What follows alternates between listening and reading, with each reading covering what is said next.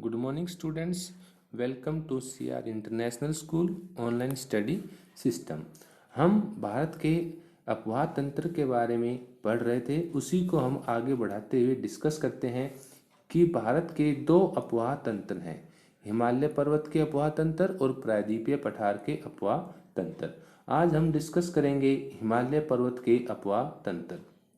हिमालय पर्वत समूह से निकलने वाली नदियां निम्नलिखित तीन नदी तंत्रों में विभाजित हैं। उनको तीन बड़े नदी तंत्रों में बांटा गया है, जिनमें फर्स्ट आता है सिंधु नदी तंत्र, सेकंड है गंगा नदी तंत्र और थर्ड है ब्रह्मपुत्र नदी तंत्र।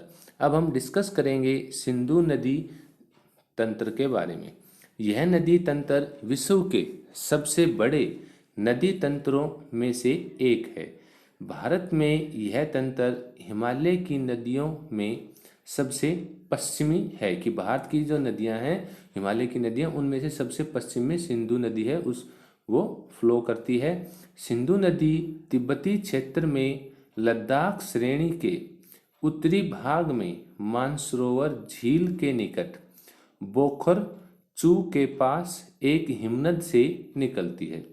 सिंधु नदी 2880 किलोमीटर लंबी है तथा इसका अपवाह क्षेत्र 12 लाख वर्ग किलोमीटर है। अपवाह क्षेत्र में जितने एरिया के पानी को ये बहाकर ले जाती है। भारत में यह नदी जम्मू कश्मीर राज्य में प्रवेश करती है और 1114 किलोमीटर की लंबाई में बहती है। पाकिस्तान के साथ हुए सिंधु जल समझौते के तहत भारत इस नदी का केवल 20% जल का उपयोग कर सकता है। सिंधु नदी की प्रमुख सहायक नदियां सतलुज, व्यास, रावी, चेनाब व झेलम हैं। झेलम मिलकर पंचनद बनाती हैं।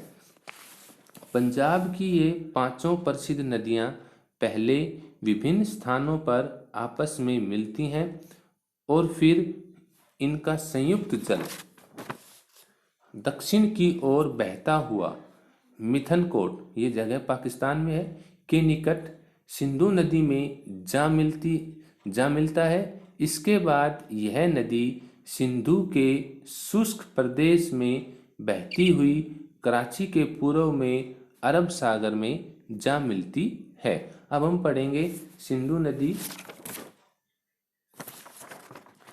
की सहायक नदी झेलम नदी के बारे में। इसका उद्गम में शुरुआत पीर पंजाल गिरिपद में स्थित वेरीनाग के निकट शेषनाग झील से होता है तथा यह वुलर झील से होती हुई, वुलर झील जम्मू कश्मीर से होती हुई पाकिस्तान में चेनाब नदी में मिल जाती है। भारत में झेलम 400 किलोमीटर बहती है। पाकिस्तान में चेनाब में मिलने से पहले झेलम नदी पर मंगला डैम का निर्माण वो किया गया है। चेनाब नदी यह सिंधु की सबसे बड़ी सहायक नदी है, यानी यह सिंधु नदी की सबसे बड़ी हेल्पिंग रिवर है। भारत में इसकी लंबाई 1180 किलोमीटर है। हिमाचल प्रदेश में इसे चंद्रभागा के नाम से जाना जाता है। चेनाब नदी बारालाचा ला दर्रे के दोनों ओर से निकलने वाली चंद्र और भागा, ये दो नदियों के नाम है, नामक नदियों के केलांग के निकट दांडी में मिलने से बनती है कि दांडी नामक स्थान पर चंद्र और भागा दोनों नदियां आपस में मिल जाती हैं, तब इसका नाम चेनाब नदी पड़ता है। रावी, इसका उद्गम हिमाचल प्रदेश में वृद्ध हिमालय के रोहतांग दर्रे के पश्चिम से होता है। दर्रा वो चीज होती है, दो ऊंचे उठे हुए भागों के बीच में एक समतल एरिया, उस पहाड़ी क्षेत्र को क्रॉस करने के लिए, पार करने के लिए उसको हम दर्रा कहते हैं। यह चंबा घाटी में प्रवाहित होती है, बहती है। यह पाकिस्तान में सराय सिंधु के पास चेनाब में मिल जाती है।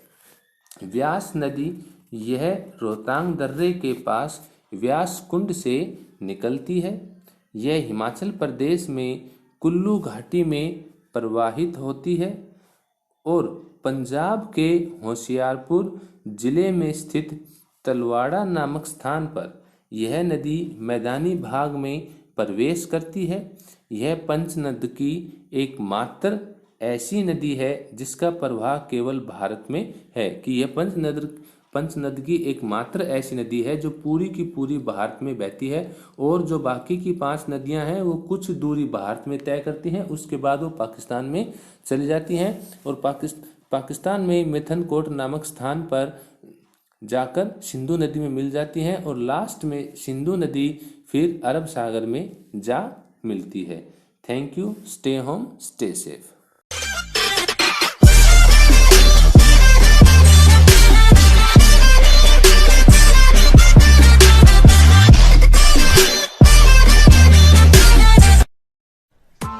Press the bell icon on the YouTube app and never miss another update.